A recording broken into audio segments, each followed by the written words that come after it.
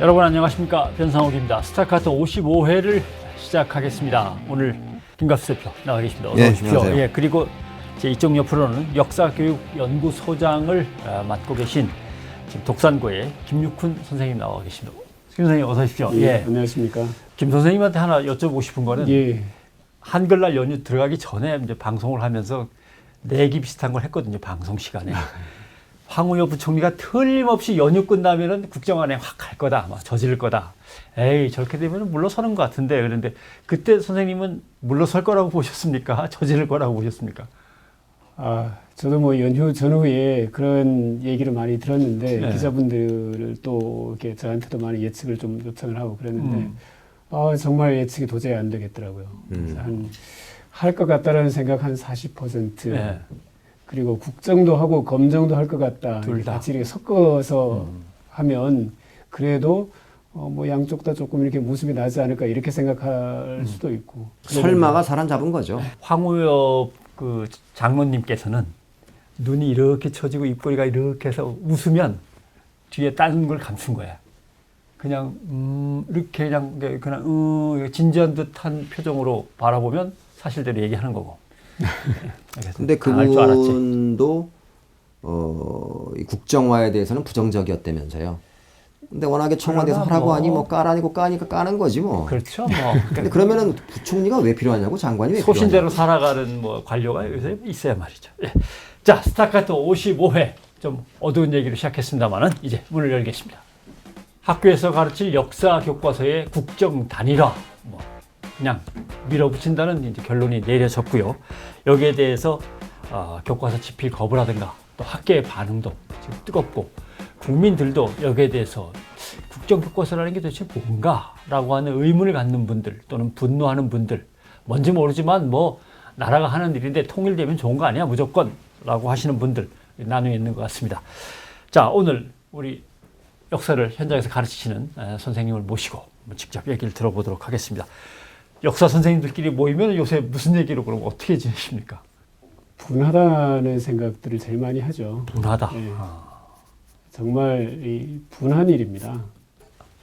학교에서 애들을 가르치는 문제, 가르칠 때 제일 중요한 게 교과서인데, 그 교과서 정책을 결정하면서 역사 교사들 97%가 반대하고, 학자들 중에서 국정을 지지하는 학자들 찾아보기 어려운데, 역사학자도 다 나가라고 하고, 교사들도 다 필요 없다라고 하고, 멋대로 결정해버리는, 이런 걸 보면서 참 분하다는 생각들을 많이 하고 있습니다. 근데 이 정권에 계신 분들은 역사학자들과 교사분들의 90%가 좌익이라잖아요. 정말 그 얘기 들을 때마다 기가 막히는데요. 그건 사실은 뭐, 좌우에 대한 어떤 이런 문제를 떠나서 저는 어떤 특정 집단 전체가 좌파다 우파다 이런 방식으로 분류하는 것 자체는 그 이성적 사유가 중단된 상태다. 거의 뭐 반지성, 예. 반문명이다. 야만이죠. 저는 그렇게 생각합니다. 네, 야만이죠. 그건. 예. 전 모든 사람이 다 시뻘 걸 수가 있습니까? 빨간 사람도 있고 파란 사람도 있고, 선생님들 중에서 얼마나 보수적인 사람들이 많습니까? 저도 좌파죠. 뭐 심장이 왼쪽에 있고 피도 빨갛고 하면 그죠? 지금 앉아 계신 기준으로 치면은 저는 우파에 있습니다. 저는 알겠습니다. 어쨌든 우리가 쉽게 그냥 하나씩 툭툭 그냥 팩트 확인을 좀 먼저 해볼 필요가 있을 것 같아요. 예. 일단 지금 거리에 걸린 현수막들이 이제 상당 부분 화제가 된 현수막이 있는데, 새누리당에서 4권 현수막 중에 김일성의 주체 사상을 아이들이 배우고 있습니다. 라는 현수막이 지금 전국에 걸려 있다가 뭐 또 뗐다고 하더니 또 다시 걸었다. 또 걸었대요? 걸었다는 거 아닙니까? 까지만 들었는데. 네. 근데 실제로 아이들이 주체 사상을 배우고 있습니까? 주체 사상을 우리 아이들이 김일성의 주체 사상을 배우고 있습니다라고 이제 시뻘게 붙였는데, 예. 그렇게 붙인 건 이렇게 편향된 방식으로 주체 사상을 잘못 배워서 북한을 찬양하는 방식으로 교육을 하고 있다, 이런 의미를 전달하려고 하는 거죠. 그렇죠. 팩트라는 점에서 보면 주체 사상을 배우고 있는 건 맞습니다. 뭐 지금까지 그 역대 교과서들에서 당연히 북한 역사를 다뤄왔고, 북한의 역사를 다뤄오면 주체 사상 문제는 매우 중요한 부분이고, 그래서 주체 사상을 가르치는 건 맞습니다. 예. 그리고 심지어는 뭐 박근혜 정부가 최근에 새로운 교육과정을 만들었는데 주체 사상은 반드시 가르쳐라. 이렇게 교육과정에 명시해뒀습니다. 박근혜 교육과정입니다. 네. 그러니까 주체 사상을 가르치는 것 자체를 가지고 문제시할 거라면 그리고 주체 사상을 가르치는 것 자체가 심각한 문제다라고 하면 아니 황운하 장관 고발해야죠. 그러니까요. 네. 이 고발해 정부가 잡아가야지. 만든 교육 과정이 포함된 내용이잖아요. 네. 그럼요. 네. 네. 그러니까 이제 이게 사람들이 잘 모르는 게 교육 과정이라는 게 있고 교육 과정 뭐 또 이 참고 뭐가 또 나오죠. 지필 기준이라는 지필 것도 기준. 있고. 예. 그렇죠. 그래서 이제 검정 교과서라는 게 국가에서 그런 모든 것들의 원칙의 검정 기준을 통과하지 않으면 교과서를 못 만들게 하잖아요. 마지막에 자기네가 예, 예. 검증까지 그러니까 이른바 하는 자기들이 거예요. 감수한 거잖아요. 예. 북한도 당연히 민족사의 한 부분이지 않습니까? 그렇죠. 예. 북한을 당연히 역사 시간에 배워야 되고 도덕 시간에도 배워야 통일 문제에 대해서 생각해 볼 수 있는 거고 아니 상대를 모르고 무슨 얘기를 하겠습니까? 그래서 북한을 배우는 것 자체를 문제시할 수도 없는데 최근에 김무성 대표를 비롯해서 정부 여당에 있는 일부 인사들께서는 당연히 교과서에서 다 가르치고 있습니다. 다 가르치고 있는데 이게 마치 무슨 대단히 심각한 문제인 것처럼. 교과서에 북한의 김일성이 나오면은 새누리당 입장에서 얘기를 한다면 김일성 숙모 사상을 가르치고 있다 또 이렇게 뒤집어 근데 쓰일 거 실제 아니에요. 거기에 내용에 포함된 그 기술된 그 내용들을 보면 이를테면 주체 사상의 완성으로 김일성 1인 독재 체제가 강고해졌다. 라든 이런 식의 표현들이잖아요. 사실은 그렇죠. 대부분들이. 본문에 거의 대부분의 교과서가 비슷합니다. 본문에 주체 사상이나 주체 사상의 맥락 조금 나오고 그다음에 주체 사상을 상징적으로 보여주는 몇 가지 문장이나 단어 같은 거 넣고 거기에 대해서 약간의 해설을 붙이는 방식이죠. 심지어는 교학사 교과서도 그렇고 예전에 뉴라이트 계열에서 만든 대한교과서 한국 근현대사에도 마찬가지입니다. 그걸 보고 저희들이 교학사 교과서가 심각하게 좌편향되었다라거나 뉴라이트가 심각하게 좌편향되었다라 이렇게 말 안 하지 않습니까? 이를테면 지금 이제 제가 특정 방송을 거론하진 않겠지만 TV 고려라는 방송국이 있고 채널 B라는 방송국이 있잖아요. 거기는 하루 종일 북한 뉴스가 나오잖아요. 그렇죠. 북한 뉴스를 소개한단 말이에요. 사실은 그런 식의 논리라면 그 두 방송국이야말로 대표적인 좌편향이고 북한 찬양 방송이고 북한 주장을 여과 없이 근데 보내는 방송이잖아요. 한참 저는 다 보니까 이 업무상 한참 집에서 그것도 이렇게 챙겨보다 보면 죄송합니다. 김정은이 대통령이라고 착각할 때가 있어요. 하루 종일 김정은 얼굴만 나오니까 그러면서 그러면 김정은이 뭘 어떻게 하기로 했다 그러면 그러면 그 정책은 내가 아니지 참 우리나라 게 아니지 이렇게 아니 그 두 방송도 그렇고 이제 식당에서 지나가다가 봤는데 그 두 방송국과 또 자매지인 신문들도 마찬가지고 거의 모든 신문들이 최근에 어떤 기사를 냈냐면은 북한 김정은이 전 인민들에게 100%의 보너스를 지급했다는 거 아닙니까? 얼마 전에 추석 이렇게 맞이해서 그 기사를 다운표석에 그대로 넣은 거예요. 그럼 나도 모르게 통장 확인하러 이렇게 아니 그러면 왜 그러세요 진짜 이거는 확실히 좌파가 맞으시네. 근데 그 자막을 딱 보면은 그 앞에 아무 설명도 없이 그냥 북한 김정은 전 인민에게 100% 보너스 지급 이런 것만으로 찬양이지. 거기가 진짜 국가보안법에 문제가 있다든가 라는 진짜 역사를 갖다 왜곡하는 마치 하도 김정은 얼굴만 내보내서 그거야 농담이지만 사실은 그렇잖아요. 우리가 IS가 젊은 청년이 지금 어떻게 되는지 모른다지 않습니까? 근데 저는 그 문제가 그 청년에게 IS가 도대체 실체가 무엇인지 이 국제정세 속에서 어떻게 해서 만들어진 게 IS며 이런 것들이 몰랐으니까 저는 그 친구가 그런 동경을 가지고 갔다는 거 보는 거거든요. 마찬가지로 북한에 대해서 알면 알수록 우리 체제의 우월성을 훨씬 더 많이 알 수 있는 거 아닌가요? 그렇죠. 그래서 독일 역사 교육은 여러 가지로 우리에게 반면 교사가 되는데요. 서독은 동독 역사를 거의 서독 정도의 비중을 두어서 가르쳤다고 해요. 그리고 동독 같은 경우는 자기 체제가 최고다라는 방식으로 국정교과서를 가지고 가르쳤는데 서독은 검정교과서를 하면서 동독에 대해서도 상당한 비중을 두어서 가르쳤는데 지금 독일 교과서 얘기 잠깐 꺼내셨습니다만 취재를 해보니까 독일 역사교육 특히 통일 이후의 역사교육 방침이 있어요. 개방성의 원리, 다양한 역사 관점을 반영해서 가르친다. 개별성의 원리, 개인 각자의 독립된 주체적인 사고와 책임 능력, 자아의식, 세계관 등을 개발한다. 그 다음에 현재 관련의 원칙, 역사를 배움으로써 현재의 시대 상황을 이해하는 데 기여하고 사안을 정치적, 역사적으로 생각하는 사고력을 길러준다. 아예 이렇게. 그리고 이질적인 것에 대한 이해와 관용. 독일은 그 뭐 독일하게 지역적인 얘기할 때가 거고 아닌 거지. 저기 제가 특정인을 거명하지는 않겠지만 최근 그 비공식 새마을 운동 홍보대사로 나서신 아무나 반기문 안 되는 그분이 몸담고 있는 유엔이라는 집단이 있습니다. 예. 거기에 권고사항이 이래요. 역사 교육이란 특정 이데올로기나 정치 권력에 의존하지 않아야 하며 비교사적인 다양한 관점에서 공부할 수 있게 해야 된다. 그렇죠. 라고 권고하고 있습니다. 네, 그러니까 뭐 유엔에서는 단일한 방식으로 역사를 가르치는 걸 상상할 수 없는 일이다. 그렇죠. 상상을 그렇게 하지 못하는 마라. 거죠. 예. 그렇죠. 이렇게 얘기하는 거죠. 그러니까 국정교과서가 있는 데를 보니까 북한이 있더군요. 그다음에 몽골이 있고 스리랑카가 있는 것 같고 이제 그리고 보니까 과거에는 국정으로 하다가 이제는 집어치운 나라 독일이 있고 일본이 있고 과거에는 하다가 이제는 하지 않다가 다시 하려는 나라에 이제 대한민국이 드디어 들어가고 그러니까 우리 선생님한테 여쭤보게. 왜 이렇게 국정을 하지 못해서 안달이라고 보세요? 아 진짜 너무 뻔한 얘기인가요? 우리 노골적으로 한번 노골적으로 얘기해봅시다. 한번 왜 이렇게 안달이라고 보세요? 이해를 할 수 없습니다. 글쎄, 도대체 그분이 아주 좋아하는 말이 뭐 저는 아직 그 뜻이 뭔지는 잘 모르겠습니다만 뭐 창조경제라는 말도 있는데 그분의 가장 중요한 정책이었던 걸로 기억이 되는데 현재 대통령의 그거를 생각하면 이게 접속이 안 됩니다. 절대 창조적일 수 없는 사람을 가르치는 게다가 2015 교육과정이 최근에 만들어져서 고시됐으니까 이건 뭐 나중에 가면 아마 역사적으로 박근혜 교육과정이다 이렇게 이해될 수 있는데 박근혜 교육과정의 정식 명칭은 뭐냐면 창의융합형 교육과정입니다. 창의와 융합. 창의적이고 창의적이고 상상력의 자유가 기본 아닙니까? 그렇죠. 그 다음에 다양한 지식들을 융합해서 정말 미래에 주체적으로 다양한 방식으로 정말 창의적으로 살아갈 수 있는 인재를 기르는 게 이 교육과정의 목표다라고 했는데 창의 융합형 교육과정이라는 말을 해놓고 그걸 가지고 국정을 하시겠다 이렇게 얘기를 하니 도저히 이해가 안 가는 거죠.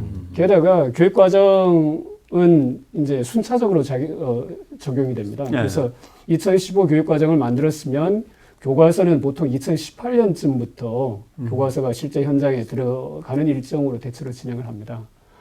아니 근데 왜 유독 한국사 혹은 뭐 중학교 역사, 고등학교 한국사 이거는 대통령이 임기 끝나기 전에 책까지 학교에다 다 이렇게 뿌리고 가시겠다 이렇게 얘기를 하니까 좀 이해가 되십니까? 아니요, 못하죠. 이해가 안 되죠. 그러니까는 그 안에 시한을 맞춘 게 지금 두 가지라는 이제 추측성 설이 이제 좀 다니고 있는 게 첫째는 어쨌든 그 임기 안에 아버지의 신원이 역사적으로 복구되는 걸 보고 싶다.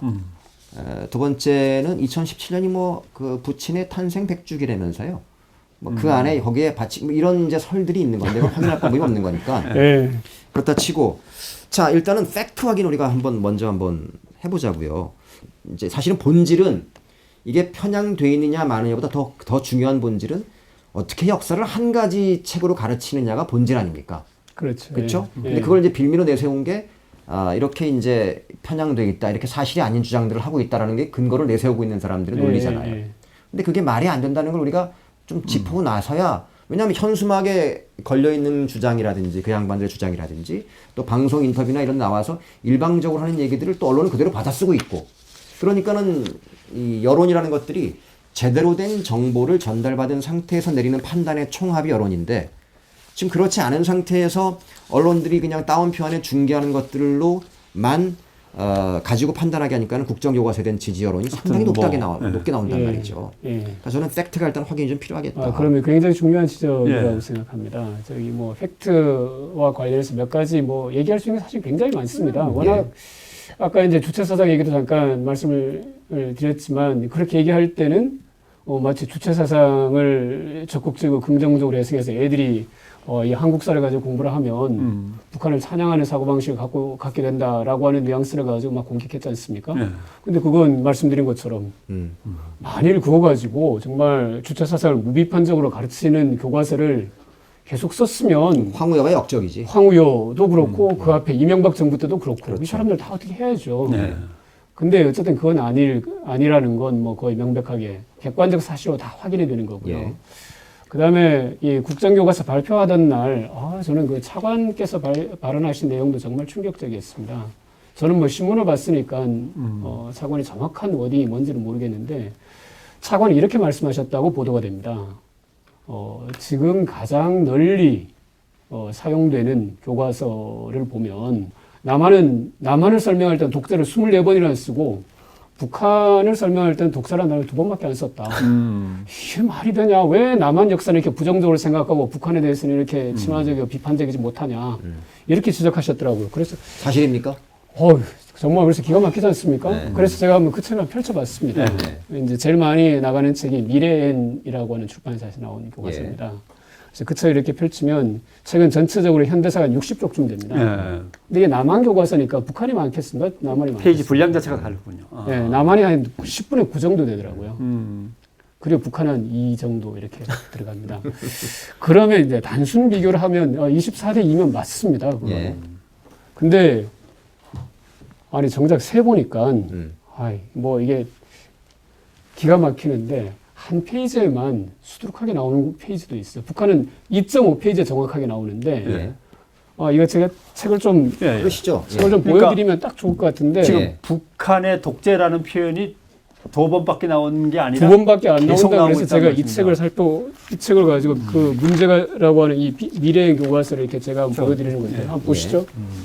보시면 독재라는 단어, 유일지배체제라는 단어, 살짝 한번 세습체제라는 단어 이런 단어에만 제가 밑줄 쳤습니다. 노랗네요, 근데. 순수하게 독재라는 단어도 저 페이지만 3개 나왔던가요? 그리고 거기에 세습체제, 뭐 유일지배체제, 뭐 권력세습 몇 개인지 세십니까? 그런 것들은 하나, 이제 둘, 그 사람들이 셋, 볼 넷, 때 다섯, 부정적인 여섯, 단어라고 안 보는 일곱, 거지. 여덟, 이를테면 10개가 넘는데요. 한 페이지에. 그러니까요. 근데 그 독재만 아닌 거지. 이를테면 네. 유일지배 체제. 제가 볼 때는 이 박근혜 정부에 있는 사람들한테는 유일지배 체제는 아주 훌륭한다는 거예요. 본인들이 꿈꾸는 이상향인 거야. 그러니까 만약에 북한 체제를 말도 안 되는 세습 체제 이렇게 표현한 거는 독재라고 표현을 안 했기 때문에 그 차관께서는 계산에 안 넣었구만.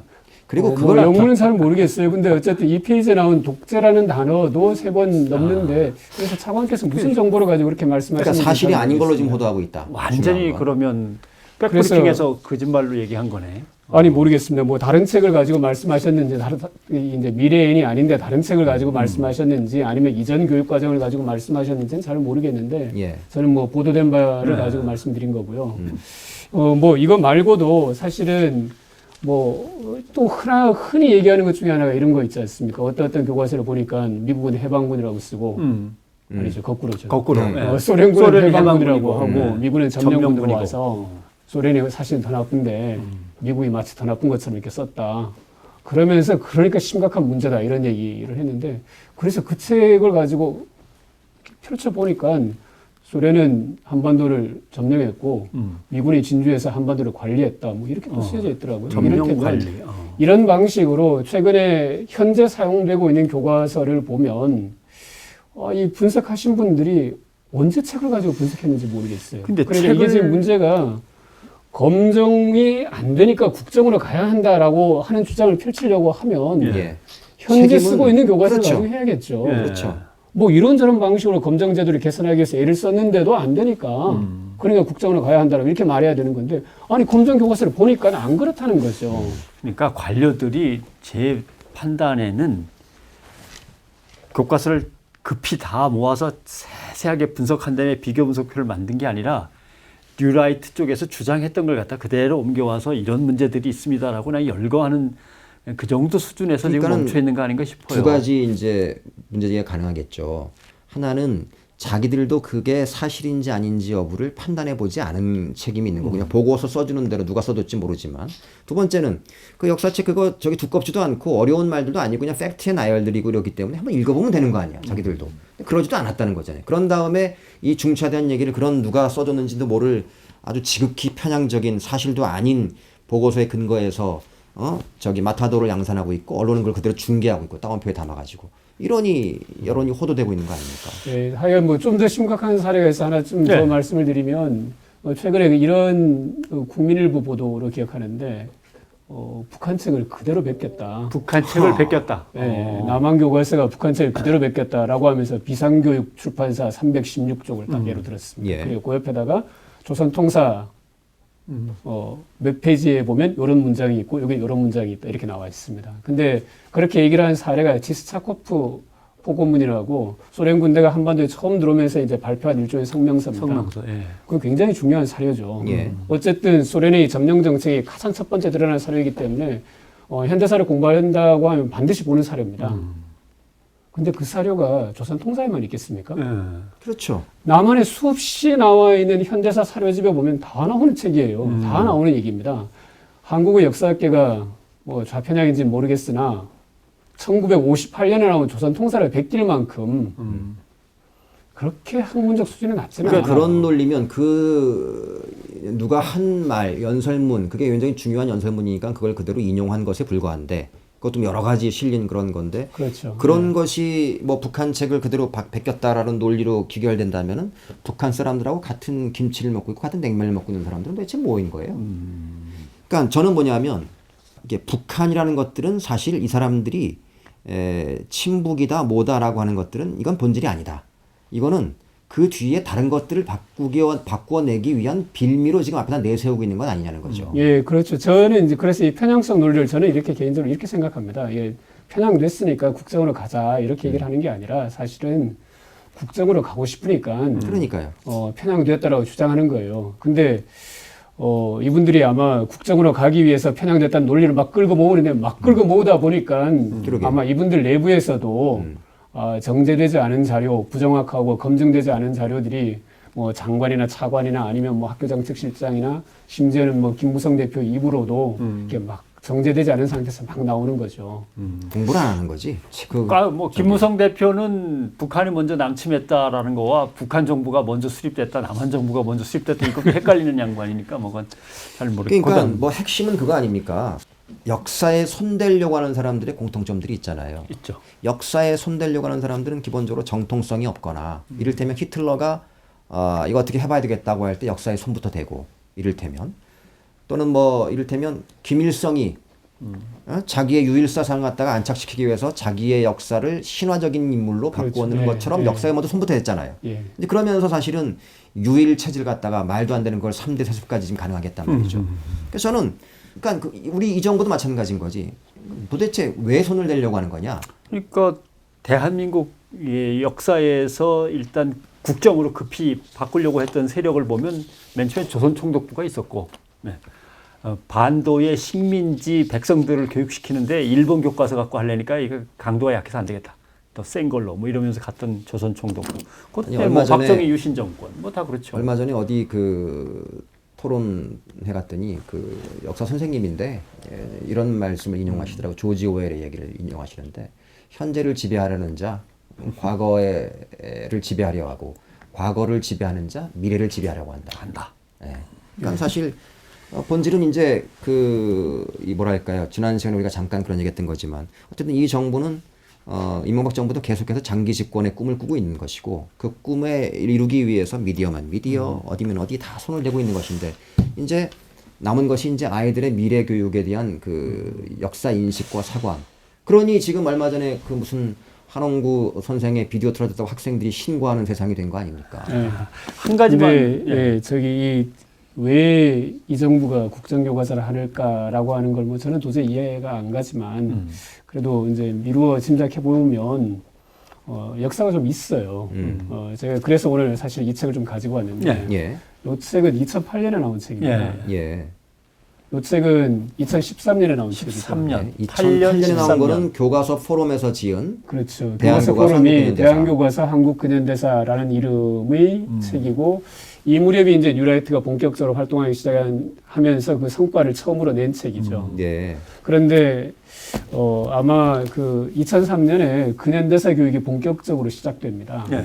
그러면서 일제 강점기 독립운동의 역사나 현대사 속에서 민주화 운동의 역사, 경제 성장, 뭐 이 산업화 역사에 대한 어떤 비판적 성찰 이런 것들이 조금씩 시도되는 시점하고 그다음 노무현 정부 시기에 그 과거사 청산 노력 예. 이런 것들이 이제 본격화되면서 이 무렵부터 이제 이른바 뉴라이트라고 하는 세력이 이 역사 문제를 중심으로 결집하기 시작했죠. 그래서 그들이 이제 뉴라이트 계열 사람들이 역사 문제를 중심으로 제기를 하면서 사실은 그때 시작한 역사 전쟁이라 할 만한 상황이 예.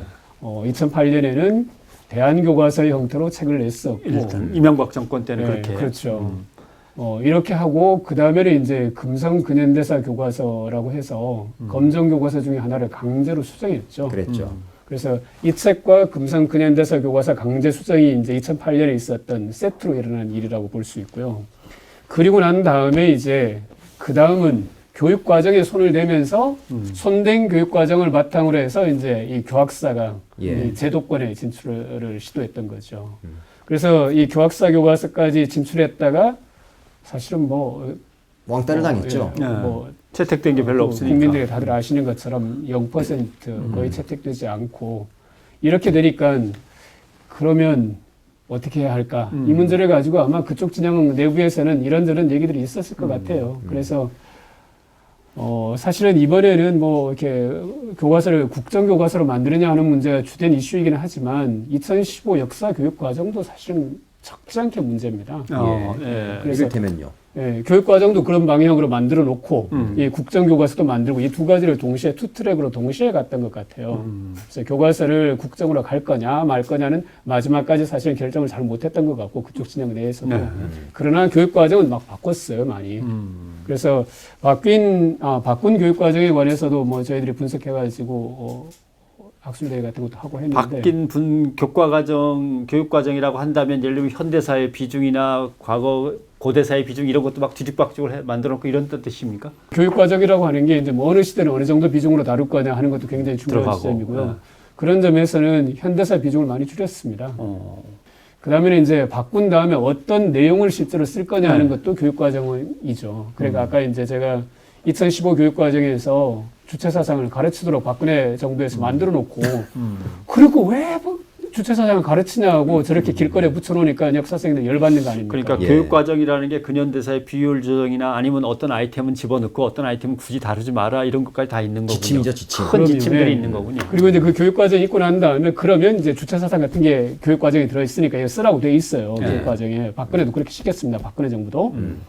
그러놓으면 이제 그걸 가지고 쓸 때는 어떤 방식으로 써라. 이를테면 북한 자료를 인용할 때는 인용 출처를 반드시 밝히고 일방적인 선전이 되지 않도록 하라. 이런 일종의 지침 같은 것들이 별도로 있습니다. 예. 그래서 그렇게 하니까 사실은 교학사 교과서에도 아니면 뭐 이쪽 분들이 아주 편향됐다라고 말하는 뭐 미래인이나 금성 교과서들도 거의 비슷비슷하게 나오는 겁니다. 교학사 교과서에도 주체사상이 거의 비슷한 방식으로 쓰여져 있어요. 예. 그러니까 이제 다시 이제 본질적인 질문으로 들어와서 아까 우리가 이제 결국 지금 그 단초를 주시는 게 근현대사 비중을 축소시키려고 하는 것이 궁극적인 목적인 거고 그 목적을 달성하기 위해서 이게 잘 안 되니까는 하나의 교과서로 통일하려고 하는 것이고 그러면서 내세운 명분이 이른바 이제 친북 성향의 아이들을 빨갛게 물들이고 있다라는 명분을 내세운 건데 그럼 근현대사를 왜 도대체 축소하려고 하는 거냐? 사실은 이제 그게 크게 보면 이제 두 가지 점에서 하나는 일제 시대의 이야기들을 가급적 안 나왔으면 좋겠다는 바람을 갖고 있는 사람들이 있는 것이고 직간접적으로 본인과 본인의 가족이 연결되어 있는 친일 행적이라든지 이런 것들이 있는 것이고 또 하나는 이제 군사 독재 시절에 여러 가지 악행이라든지 이런 것들을 가급적인 것들이 안 나왔으면 좋겠다라고 하는 것들이 있는 것인데 이를테면 그러면서 내세운 논리가 이 사람들이 자학사관이라는 거 아닙니까? 자학사관. 예? 그거 어떻게 생각하세요? 이분들이 주로 많이 쓰는 말은 요즘 뭐 긍정의 역사란 말을 많이 쓰죠. 그러니까요. 예. 긍정의 역사란 말을 많이 쓰고 아니면 뭐 대한민국 국민으로서 자부심을 느끼게 하자 뭐 대한민국 역사를 사랑스럽게 생각하는 학생들을 만들어야지 뭐 이런 얘기들을 많이 하는데 그 말의 출발이 일본 우익이 쓴 단어들이 그대로네요. 그러니까요. 네. 아베가 네. 자기들 종군이하고 부정하고 이런 것들이 자학사관의 뭐 이런 거 아닙니까? 그렇죠. 근데 일반 국민들 중에 상당수는 이 문제에 대해서 잘 내용을 갖다 지금처럼 이렇게 세세하게는 모르지만 예. 이런 그 논리에 대해서는 끄떡끄떡할 때가 있어요. 우리 아이들이 제각각 다른 책으로 제각각 다른 역사를 배워서 안 되겠다. 그럼 뭔가 좀 통일을 시켜줘야지 말이 통하거나 나중에 지들끼리 안 싸울 거 아니야. 이런 거에 대해서는 나이 드신 분들이 괜히 끄덕끄덕하는 경우가 많거든요. 이걸 어떻게 설명해야 됩니까? 그러니까 이제 검정 교과서를 하면 수능 시험 볼 때도 좀 뭐 복잡하고 공부할 양도 많고 뭐 용어 차이도 있고 그러니까 그냥 단일 교과서가 되면 편하겠다. 이거 이제 뭐 새누리당 쪽에서도 국정을 홍보할 때 자주 쓰는 말이고요. 예.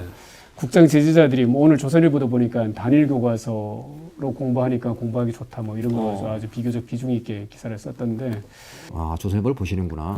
네. 어쨌든 예. 보셔야죠. 아, 봐야죠. 주체사상도 남한에서 공부해야죠. 그럼요. 예. 그런데 교과서가 아까 교학사 교과서랑 금상 교과서 쓰는 방식이 비슷하다고 말했지 않습니까? 예. 이제 교육 과정이 있고 지필 기준이 있고 편수 용어라는 게 있어서 어떤 단어는 어떻게 써라라고 되어 있습니다. 예. 그러니까 뭐 용어 차이가 생겨서 혹은 뭐 이 책 저 책에서 다룬 내용이 많이 달라서 상의해서 뭐, 이렇게 예. 얘기를 하는 건 사실은 뭐 실제 사실과는 좀 많이 다른 건데 이걸 알만한 분들이 이게 국민 여러분들께서 이걸 잘 모르니까 이제 막 얘기를 하는 것 같아요. 그러니까는 조금 더 쉽게 표현해드리면, 왜냐면 지금 이제 이런 논리를 가지고 뭐 어디 가서 사람들하고 토론하거나 이럴 때 제대로 된 쉽게 어떤 설명할 수 있는 근거들이 없으니까 논리에 밀리거나 이제 이럴 수 있을 거란 말이죠. 이를테면 지금 그 교육과정과 지필 기준 이런 것들은 아까 말씀하신 것처럼 교육부가 자 정해놓은 원칙 속에서 저기 만들어진 핵심 내용들이 있고 거기에서만 이제 수능 시험의 문제는 나올 수밖에 없는 것이고 다양한 교과서는 그것들의 이해를 돕기 위한 각 출판사들의 시도인 거 아닙니까? 그렇죠. 그리고 네. 거기에서 이제 이런 사파가 도움이 됐다면 이제 이런 사파를 집어넣고 있는 것이고 또 이런 저기 참고가 필요하면 이런 거 이거일 뿐이지 이 뭐랄까요 그것이 마치 같은 저기 역사적인 사건인데 그거를 다르게 이 뭐야 규정하거나 해석하거나 이런 문제들로 시험이 나오지는 않을 거라는 거잖아요. 그럼요. 예.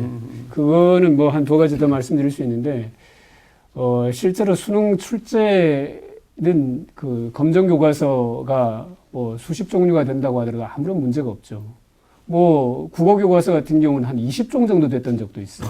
예. 영어도 많이 있고 수학도 많이 있고 아니 그렇게 많은 교과서들이 있는데 그런 교과서를 다 단일화 해야 할 이유는 전혀 없는 거죠. 그러니까 예. 근데 오히려 그러니까- 하나가 되면 예. 하나가 되면 이제 그 책을 달달 외워야 되는 거잖아요. 그럼요. 제가 저희 딸이랑 그 같은 날 저희 딸은 수능 시험을 보고 예. 저는 수능 감독을 들어갔습니다. 예. 저도 뭐 선생 한 30년 한 사람인데 근데 시험 문제를 이제 이렇게 보고 있는데 도저히 모르겠어요. 한 문제는.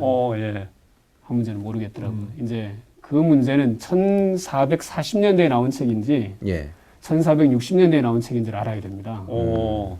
근데 그걸 왜 알아야 되겠습니까? 그러니까 아니 그래서 나는 이런 거 안 가르칩니다. 이런 거. 이거 그냥 대충 이 시기에 만들어진 책이고 이런 책들 속에서 그 당시 시대상들을 이해하고 뭐 이게 이제 제가 가르치는 방식인데 근데 등골이 오싹하더라고요. 우리 딸내미 국사를 만점을 받아야 그래야 이제 되는데 그런데 이제 저녁에 애가 왔는데 제가 아주 조용한 목소리를 물었죠. 야, 너 그거 맞았니? 그러니까 그럼 그거 맞아야죠. 그러더라고요. 예. 너무나 당연하게. 그럼요. 너무나 당연하게. 그럴- 너 어떻게 맞았니? 궁금하잖아요. 네. 역사에 20년 이상 한 사람도 모르는 문제를 너 어떻게 맞았니? 그러니까 아니 우리 책 다 외워 이렇게 얘기를 해요. 달달달 외우니까. 책이 400쪽짜리입니다. 그러니까 만점 나오는 세상이니까. 아니 그건 다 그러니까 어렵겠지. 이 역사라는 게 국사 세계사가 암기 과목이라는 걸로 표현되는 것 자체가 코미디잖아요. 그럼요. 사실은. 예. 그래 독일 시험 문제 그러니까, 하나만 예. 제가 읽어볼게요. 독일의 그 대입 수능 시험입니다. 우리로 치면 대입 수능 시험 네 문제가 났어요. 이제 국사에서.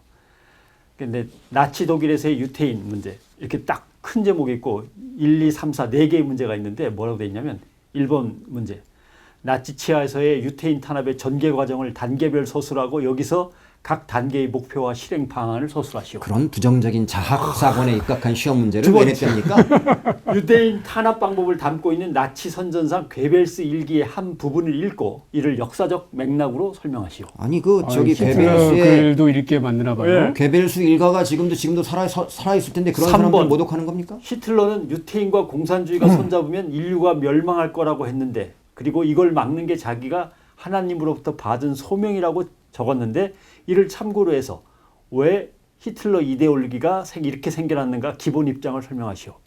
그다음 네 번째 이것도 참 재밌습니다.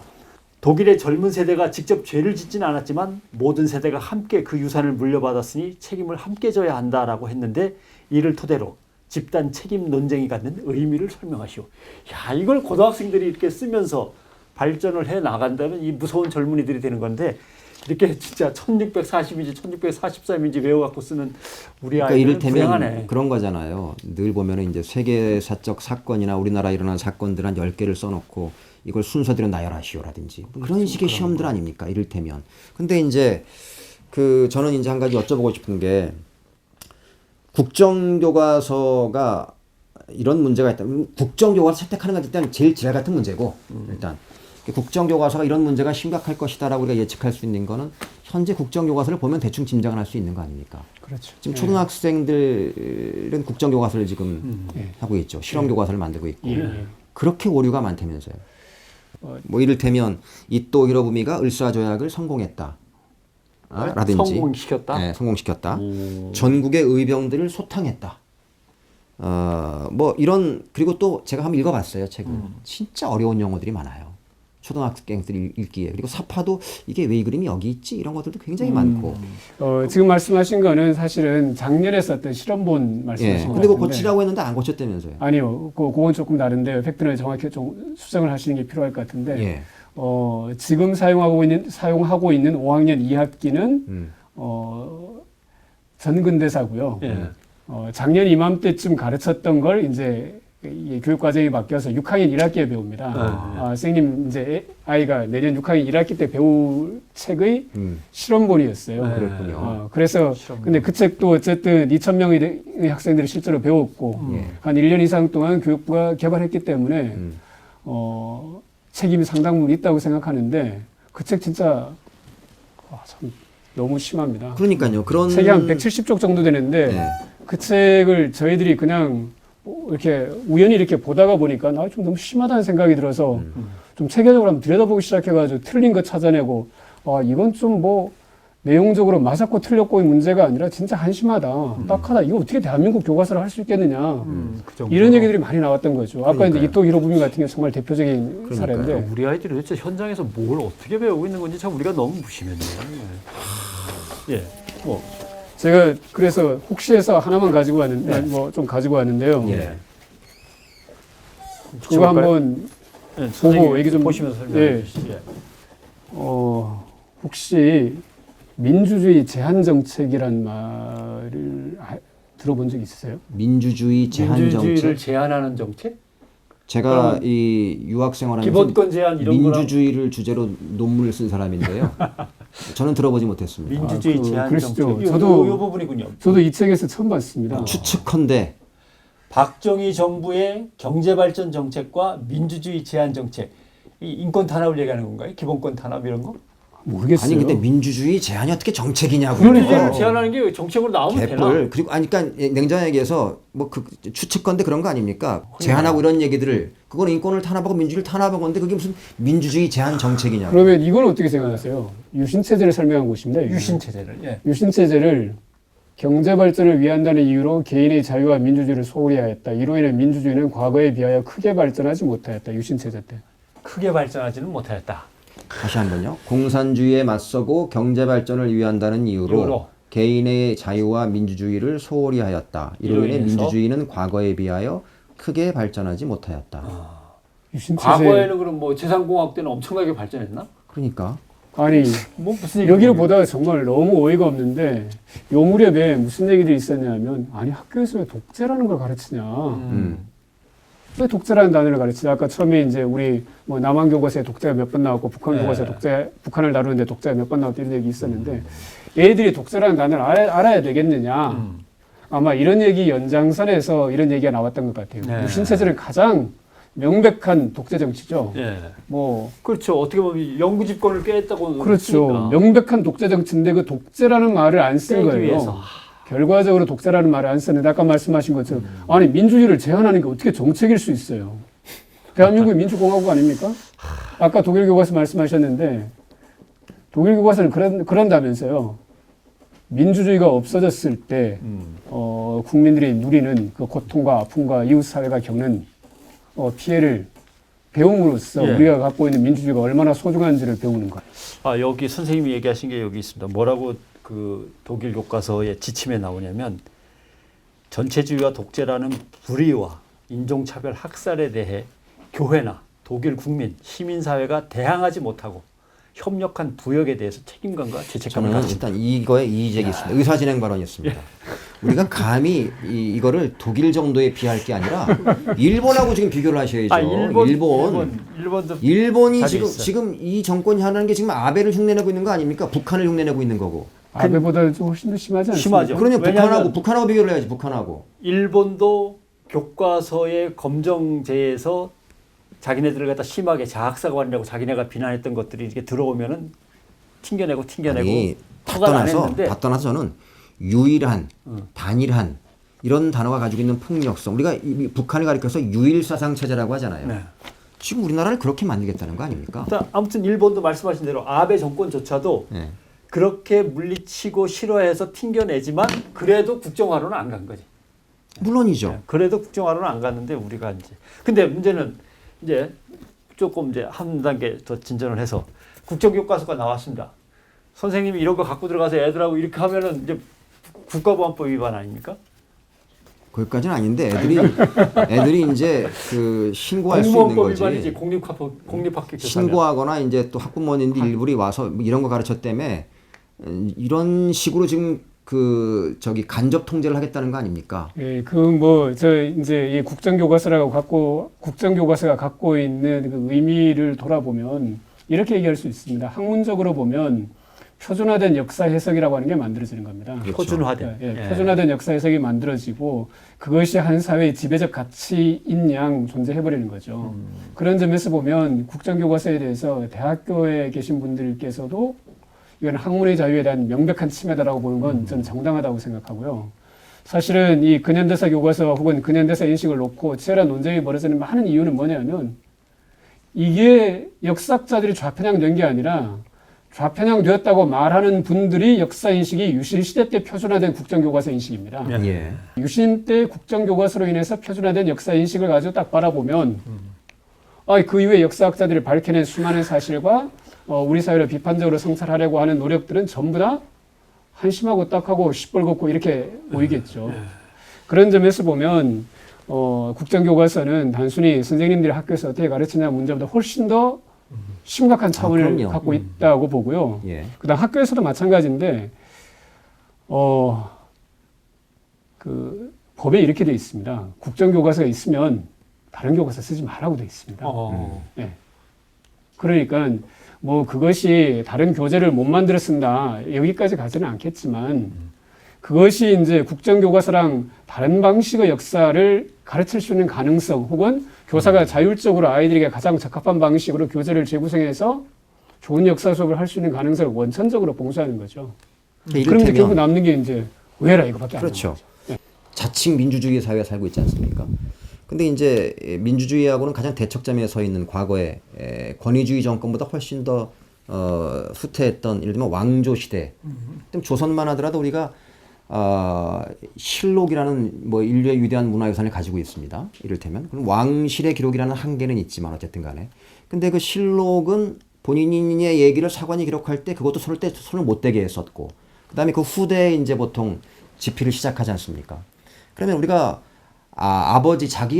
자기의 선대왕에 대한 기록이 어떻게 기록될까에 대한 것들은 정말 큰 관심사일 수밖에 없는데 왕의 입장에서 그렇죠. 예. 절대 손을 못 대게 했잖아요. 그럼요. 예. 딱 3번 우리가 실록을 손댄 적이 있습니다. 나쁜 놈들이. 다 서인들이에요. 서인들의 후예들과 이런 놈들이. 이를테면 선조 실록 손댔고 경종의 실록 손댔고 현종 실록을 이제 손을 댔죠. 근데 그럴 때마다 늘 얘기한 게 선대왕이 이렇게 그게 뭐냐면 자기들이 했던 횡포와 이런 것들이 반대해서 이렇게 집필했으니까 거기에 손을 댄 거란 말이죠. 네. 그래서 결국은 그럼에도 불구하고 조선이라는 나라가 그래도 굉장했던 건 그걸 앞에 개수했다고 해서 앞에 실록 없애지 않았잖아요. 그럼요. 그대로 보존했습니다. 판단은 역사다 후세가 아니라. 수정실록 뭐 이런 게 따로 그렇죠. 별도로 존재하죠. 그렇습니다. 예. 근데 민주주의 시대에 감히 자기 아버지와 자기 할아버지들이 지금 일제 시대와 이 독재 시대에 의한 얘기들이 기록된다고 해서 모든 다른 해석들을 다 없애버리고 아이들이 배우라는 것들을 하나로 통일시키겠다라는 이런 발상을 할 수 있다는 것 자체가 저는 그러니까 외국 사람들이 외국의 모든 외신들이 뭐라고 이걸 보도하고 있냐면은 스테이트 컨트롤이라고 그래요. 스테이트 그렇죠. 컨트롤 용어랑 자기들이 우리가 강요한 것들이 그렇게 씁니다. 그렇게밖에 이해가 안 되는 거니까. 스테이트 컨트롤 오버 스쿨 텍스트북스.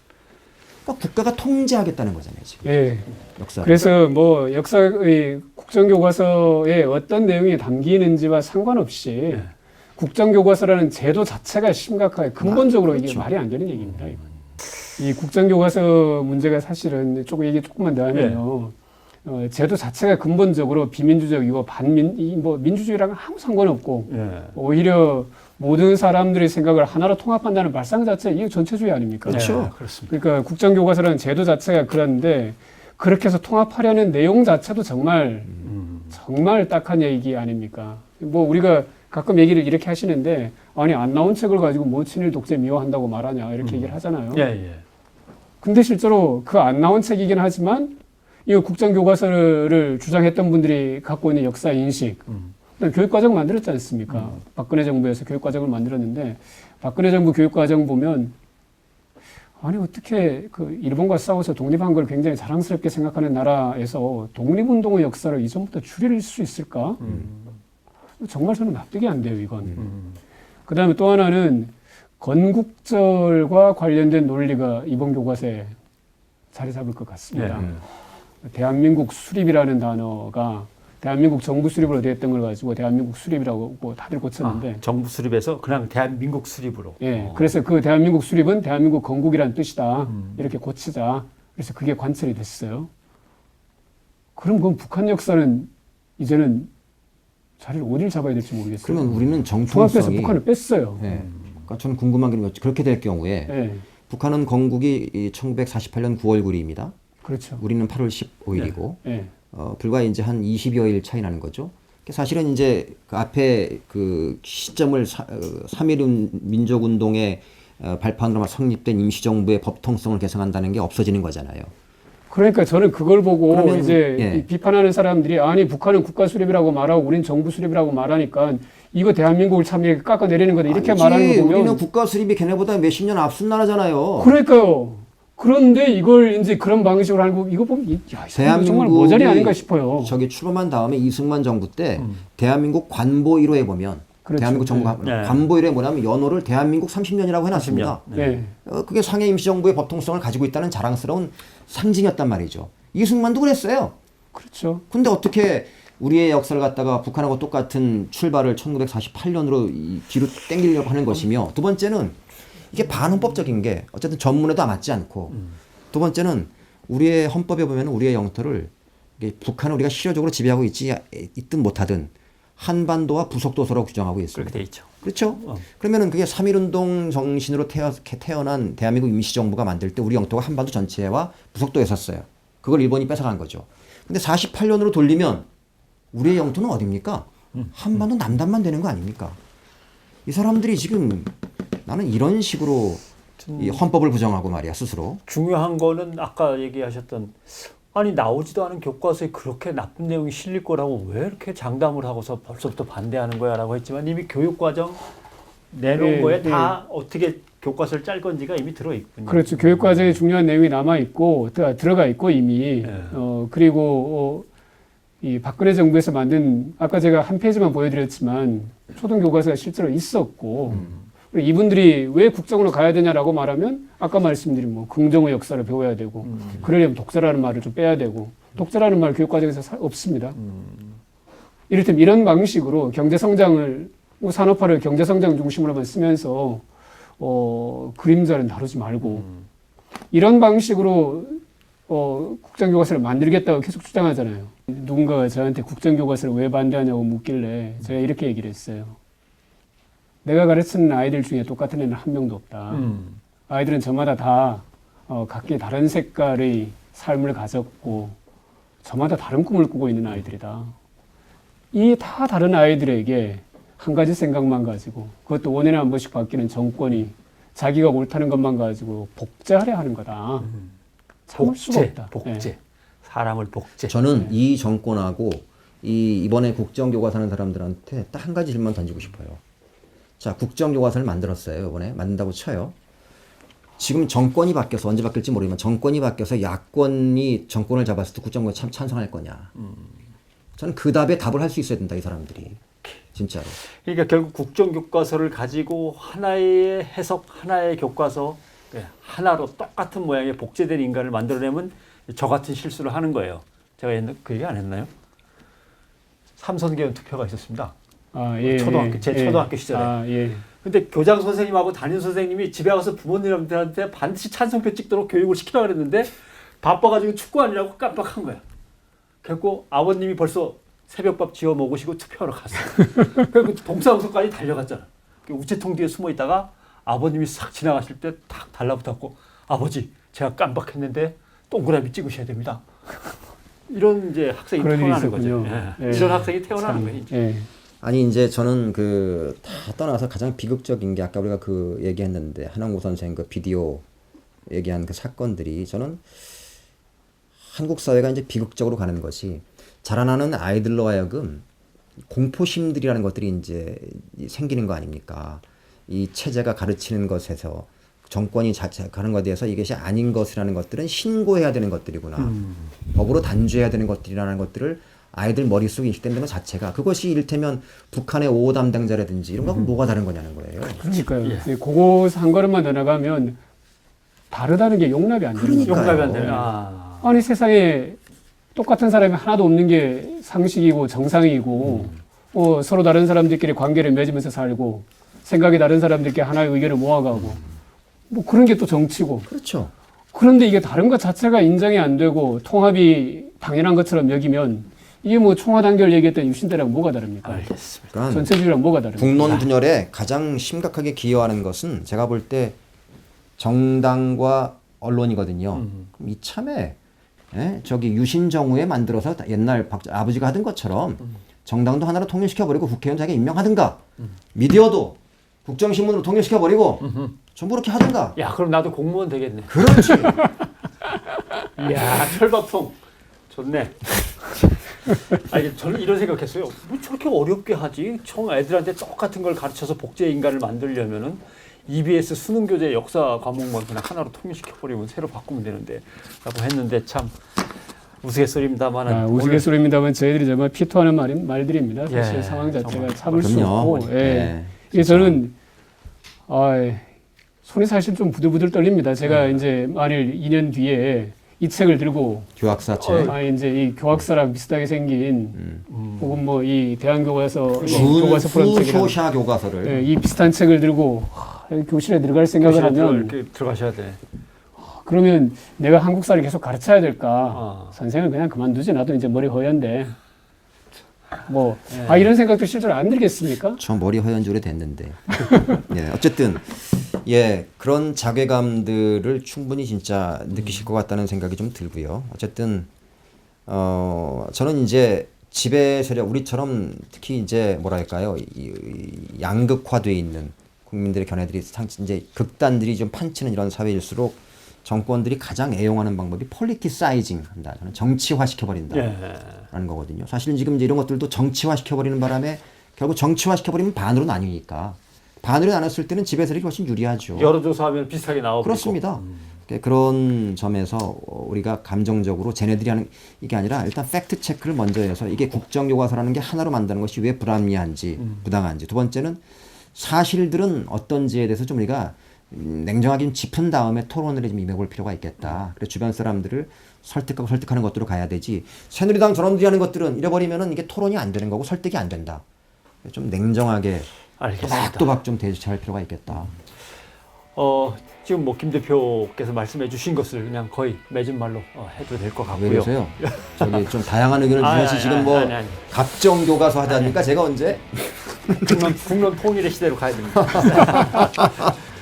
아무튼 그런 점에서 언론의 책임 더욱더 무겁게 느끼는 오늘입니다. 오늘 김육훈 선생님 뭐 현장에서 정말 손이 부들부들 떨리셨을 거고 가슴도 콱콱 메이셨을 텐데 이렇게 좀 귀한 걸음 해주셔서 고맙습니다. 아무튼 저희들도 분투할 테니까 현장에서 또 분투하셔야 될 것 같습니다. 오늘 고맙습니다. 감사합니다.